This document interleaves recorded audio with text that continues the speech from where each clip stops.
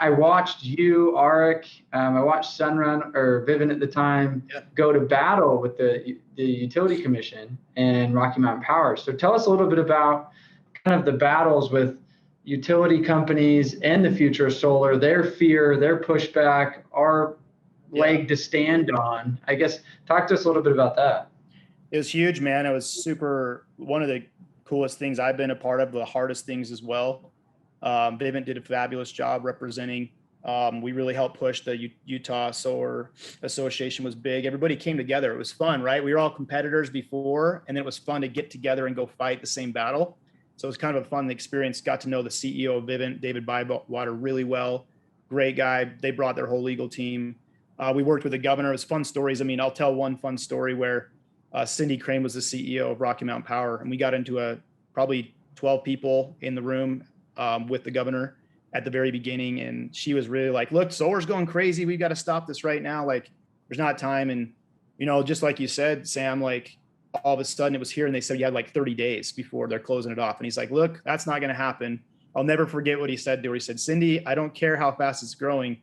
We need to get this. I'll tell you what I tell my kids. We're going to get this right rather than get it fast. So it's something I kind of took from the governor.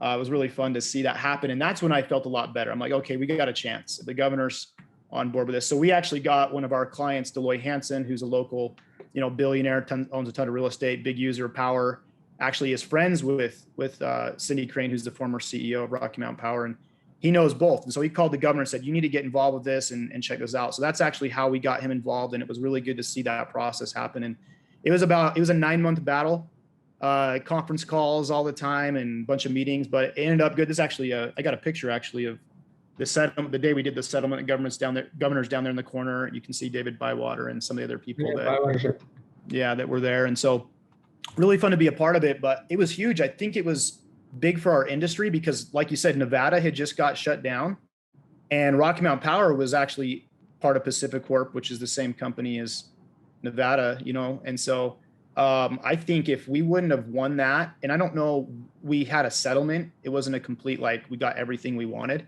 If we wouldn't have got that, it might have set precedents for the rest of the nation in a different way.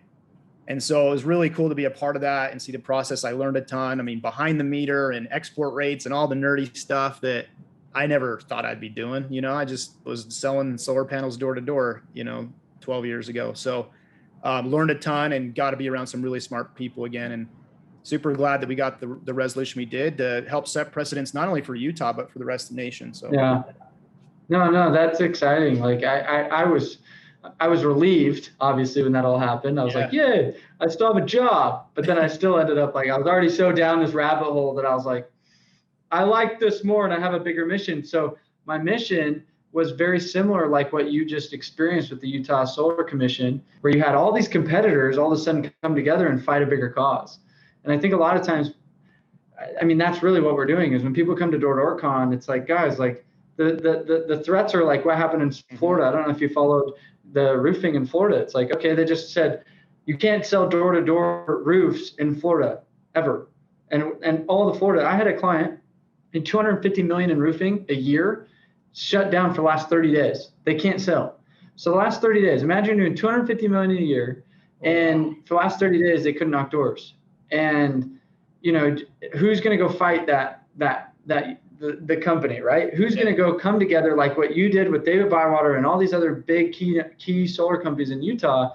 There was a Utah Solar Commission that said, we will go fight this together. And you saved a potential massive disaster that's going to slingshot forever. And part of the DDD Association is working with different legal providers. And, we've already kind of started finding the right legal counsel. So like Aptive, Nate Wilcox, who was Vivint's old one. You have Sean Ricks, who's also Vivint's current, and a couple other cool people are all on board with this. It's just a matter of funding it and a matter of organizing it and saying, okay, if something like what happened in Florida were to come up in the future, how do we band together as team? Even though we're competing against each other, I get that, but there's a power in people playing team. And on the streets, battle it out. You're like an MMA fighter. Like go fight in the rink, but off the rink, go train at the same gym and be friends. Like it's okay. You nailed it. And it's something I've observed about what you're doing as well is My favorite and probably most lucrative partnerships actually came from meeting my competitors face to face and seeing who they really are versus like, oh, they're a logo, they're a company we lost to. I got to go meet Intermountain Wind and Solar. Found out he lives right down the street from me. My son and daughter dance together. Like, we're in the same competition. Like, I went into it like a week later. I'm in his house checking. I mean, this is a company we were going head to head all the time. And then I got to learn. You'd be shocked at how much your competitors are actually just like you.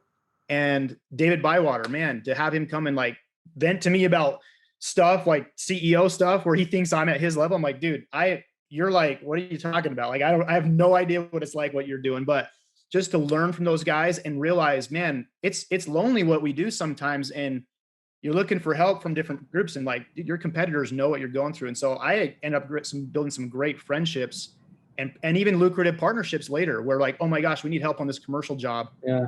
I know who to call. And in the past, you just looked at them as the enemy. And it's amazing the power when you come together because you are doing the same stuff and having the same experiences. And there's very few people that can relate. So for me, that was the best thing I got out of it. Yeah, the settlement was great. Super glad we all got to keep our jobs, but the friendships and partnerships that I got to learn from and still have today were huge. So I see that. And I think that was great advice, Sam.